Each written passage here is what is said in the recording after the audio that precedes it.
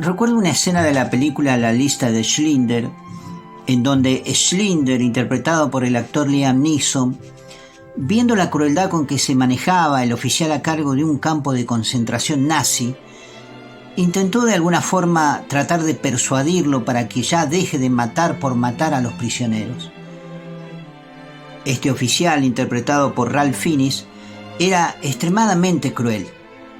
Cada mañana, desde el balcón de su casona, la cual daba al campo de concentración, tomaba su rifle y disparaba sin contemplación alguna a quien sea que se le ponía en la mira, simplemente por pura diversión. Aquellas vidas valían para él menos que un céntimo. Schindler le dice, siendo testigo de esto, que el verdadero poder de un hombre está en la capacidad que tiene de perdonar. Perdonar una falta, un error, dejarlo pasar hace más grande a un hombre, sea cual fuere su posición en el mundo. El oficial pensó en eso y en las escenas siguientes de la película vemos cómo, convencido por las palabras de Schindler, al cual respetaba de alguna manera, pone en práctica la misericordia los días siguientes. Pero se veía en su expresión que había una gran lucha interna en él para intentar contenerse de ejecutar a algún prisionero, ya que los odiaba con todo su corazón. Pero lo hizo, aunque solamente por unos pocos días. Pronto se cansó de ser tolerante y volvió a sus costumbres asesinas.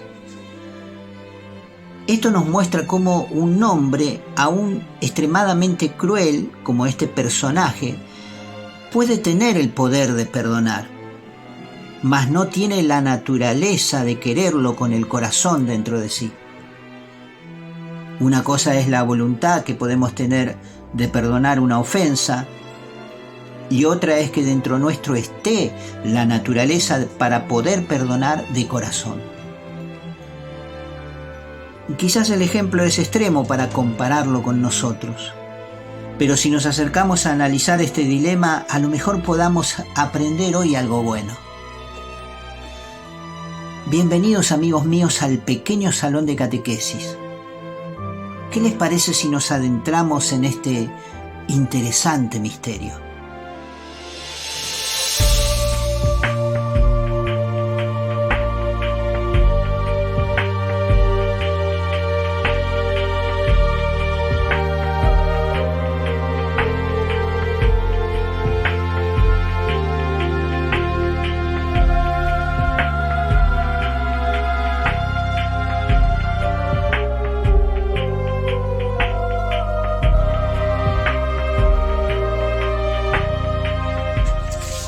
Bien, amigos, si hay un tema que es extremadamente difícil de enfrentar para quienes realmente buscan un cambio en sus vidas, es esto de la piedad y el perdón. Tarde o temprano el Señor nos saldrá al cruce con este tema. Llevamos años siendo educados por el mundo, preparados para entrar en un sistema que es cruel y en donde sobrevive el más vivo y el más fuerte, y en contadas ocasiones el más suertudo, diríamos humanamente hablando.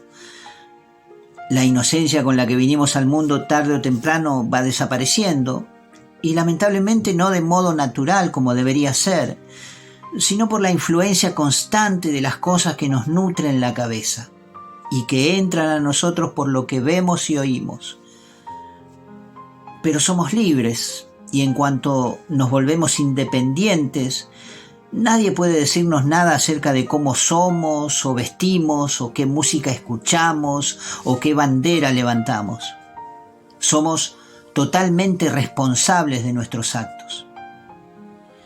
No escuchamos las advertencias y eso nos vuelve imprudentes, casi necios. Y la necedad es uno de los peores estados que puede tener un hombre. Miren, yo les invito a que busquen la definición de necio, porque la necedad es a veces igualada con la terquedad, y ambas son cosas muy diferentes.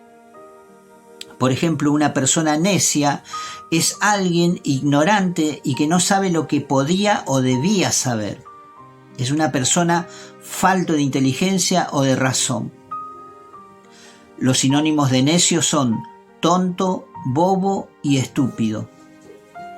Sin embargo, una persona terca es aquella que se mantiene en una opinión, en una actitud o en una decisión a pesar de los argumentos u obstáculos en su contra. Son muy resistentes a cambiar su punto de vista porque lo consideran humillante. Los sinónimos de terco son porfiado, testarudo, obstinado. Y en la Biblia hay cientos de recomendaciones, especialmente en los libros sapienciales, acerca de no ser tercos ni necios. Jesús mismo llegó a confrontar con los fariseos y maestros de la ley, señalándolos como duros de cerviz. Este término significa que eran personas necias y tercas que no se dejaban ni guiar ni aconsejar.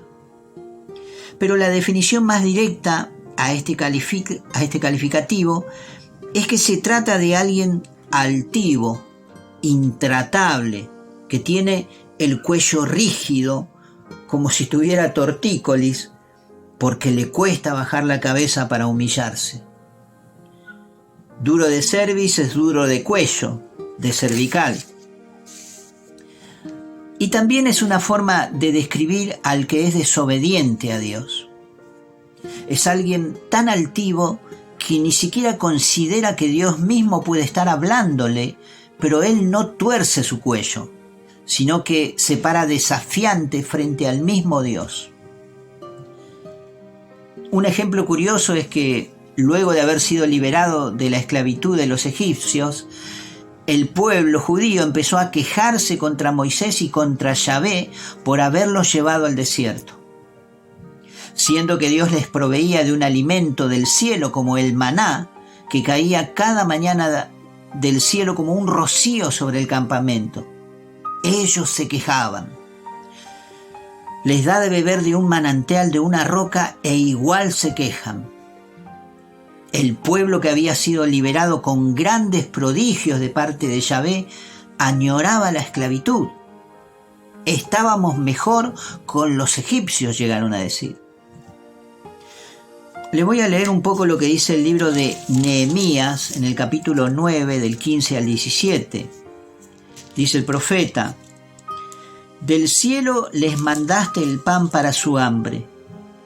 Para su sed hiciste brotar el agua de la roca, y les mandaste ir a apoderarse de la tierra que tú juraste darles mano en alto. Pero ellos, nuestros padres, se volvieron altivos, endurecieron su cerviz y desoyeron tus mandatos. No quisieron oír, no se acordaron de los prodigios que hiciste con ellos. Endurecieron la cerviz y se obstinaron en volver a Egipto y a la servidumbre. Y hasta llegaron a despreciar el maná, llamándolo ese alimento miserable, porque extrañaban la carne y las cebollas. Pero el pueblo de Dios siempre tuvo estas características. Muchas veces se volvían altivos y despreciaban a quien los habría librado de la esclavitud. Jesús mismo llegó a decirles de esta misma manera a los escribas, duros de cerviz, incircuncisos de corazón y de oídos, les llega a gritar, porque no escuchaban las advertencias, no querían creer, tenían los oídos y el corazón tapados por la terquedad, se resistían al Espíritu Santo. Por eso Jesús les dice: en verdad les digo que los publicanos y las rameras van a llegar antes que ustedes al reino de Dios. Esto está documentado en el Evangelio escrito por San Mateo en el capítulo 21, versículo 31. Porque esta gente, los publicanos y las rameras, ellos han creído y no se han resistido al Evangelio. Pero pobre de aquellos que se resisten y no quieren creer, aquellos que no hacen caso a las advertencias, aquellos que no quieren cambiar de corazón. Es fácil anunciar el Evangelio a quienes llegan a la iglesia destruidos ya. Siempre van a encontrar el corazón de Dios dispuesto y allí hallar una vida nueva en Cristo. Pero ¿qué hacer con aquellos que son duros de cerviz? Aquellos que no quieren escuchar, aquellos que solamente piensan en sí mismos. ¿Cómo salvar a un esposo que está cegado en su terquedad o a un hijo rebelde que no quiere oír? Recuerdo haber leído una vez acerca de una madre que insistía con su hijo para que se encaminara por la buena senda. Sufría por su hijo al verlo camino a la perdición, perdido en los vicios, en la vagancia y en la rebeldía. Ya no tenía control sobre él y solamente le quedaba como recurso recurrir a Dios. Una noche, volviendo el joven de sus andanzas, llegó no solamente alcoholizado, sino que también volvió lastimado por una pelea que tuvo en la calle. La madre, al verlo, cayó de rodillas en el piso de la cocina en donde se encontraba y juntando sus manos se puso a orar y a llorar a Dios, suplicándole que hiciera algo, que no deje morir a su hijo en esas tinieblas. El joven, al ver llorar a su madre, se conmovió tanto que fue a levantarla entre lágrimas diciéndole: «Mamá, no llores.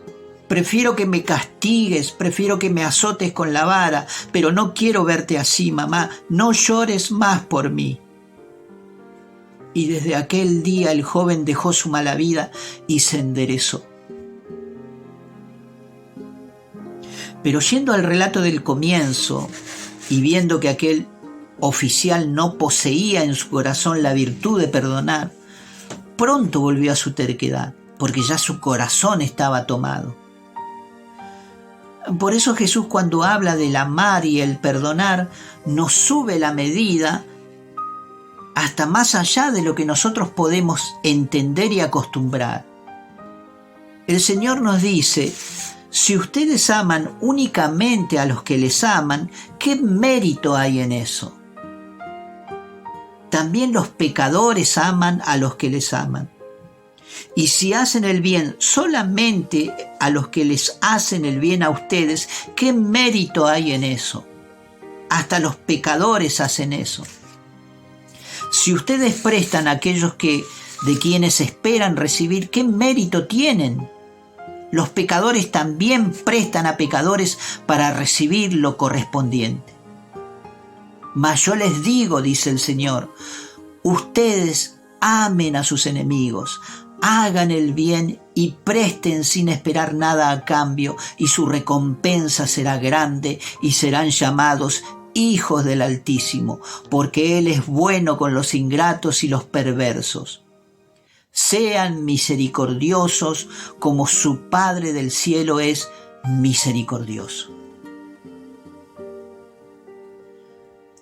Lo que Dios espera de nosotros, sus hijos, es que no seamos como la gente del mundo que obra con interés, sino que quiere que nuestro accionar con el prójimo sea como es el accionar del Padre del cielo. Sin duda que la doctrina del perdón es la más difícil de asimilar para nosotros los cristianos. Y nunca podré alcanzar el escalón del Padre a menos que yo deje de ser yo y me convierta en otra persona, una persona nueva. Por eso el Señor insiste: el hombre viejo debe morir.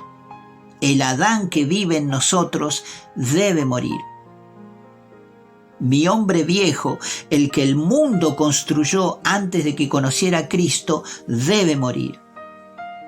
No hay forma, no tiene reparación, porque no se puede remendar un vestido viejo con un trozo de tela nuevo, porque lo dijo el Señor en su sabiduría: el trozo de tela nuevo estirará del vestido viejo y éste se romperá.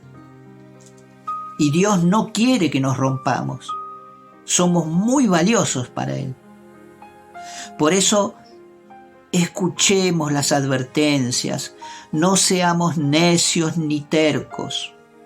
Podemos ser mejores. Es cuestión de tener la voluntad y el querer hacerlo.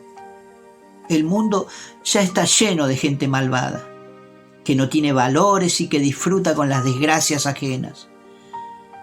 El evangelio que Dios nos pide llevar está escrito en nosotros y la gente lo va a leer en lo que hacemos y en cómo vivimos.